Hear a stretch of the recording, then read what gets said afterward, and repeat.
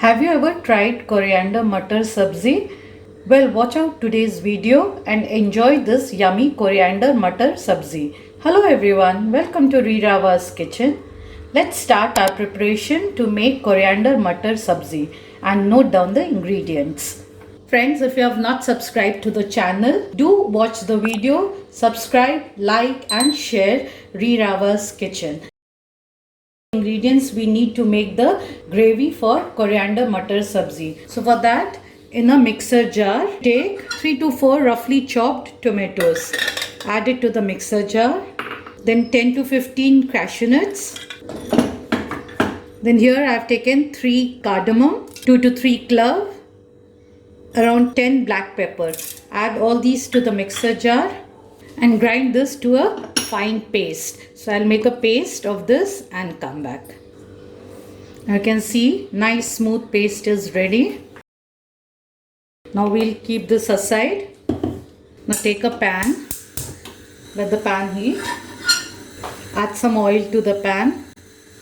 We'll take few cashew nuts. This I have broken it into half like this, and we'll add this to the oil and roast it. Just roast it little till it becomes light golden in color. Once the cashews become light golden in color, we will remove it in a bowl. Now in the same oil, add half spoon of jeera. Once just jeera crackers, we'll add this grated onion. This is one small onion I have taken and I have grated it from the thin side of the grater. So add this onion, grated onion, give a nice mix. Onion is optional. Then we are going to add 1 or 2 finely chopped green chilies. Chilies you can add accordingly as per your liking.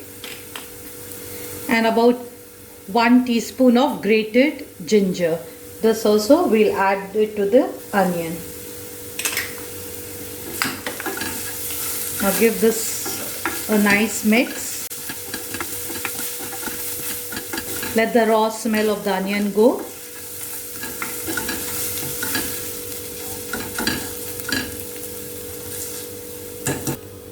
Add little salt. You can adjust the salt later. So just add little. Our green chilies have cooked and the onion, raw smell of the onion has also gone. Now we'll add little turmeric powder to this. Give all these a nice mix. Now here we are going to add this tomato cashew paste. So we'll add this paste. You can add little water to this mixer jar and we'll add it to this paste. Now give all these a nice mix. Now let this cook for some time till it thickens a little and the paste is well cooked. So we'll cover this and keep. So we'll cover this and let this cook for some time. In between you keep checking and give it a nice mix. We'll check our gravy.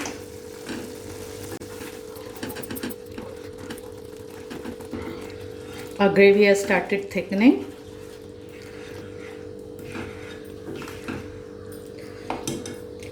Now you can see nice smooth texture.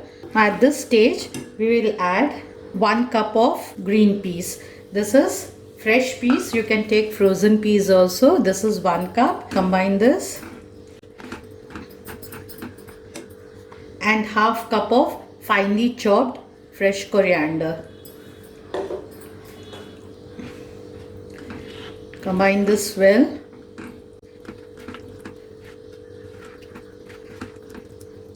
To this we'll add 1 to 1.5 teaspoon of coriander powder and around half teaspoon of red chili powder. Chili you can adjust as per your taste. Then combine all these well. You can adjust the salt at this stage. You can add little salt.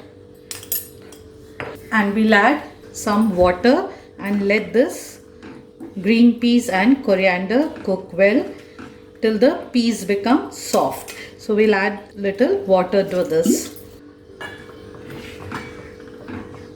Here I am going to add little sugar. So just a little. This is purely optional. If you like spicy, then you need not add sugar. Now let this cook till the green peas become soft. So we'll cover this and allow this to cook on medium to high flame. It's about 15 minutes now. So let's check if our green peas are cooked well. First mix everything together and just take it in a bowl. Some few green peas. And just press and see. See, it easily mashes well. So that means our peas are cooked well. So at this stage, we will add about 2 tablespoons of fresh cream. So I am adding here about 2 tablespoons of fresh cream. Give a nice mix. And a pinch of Garam Masala powder. Just a pinch is enough. Now combine all these well.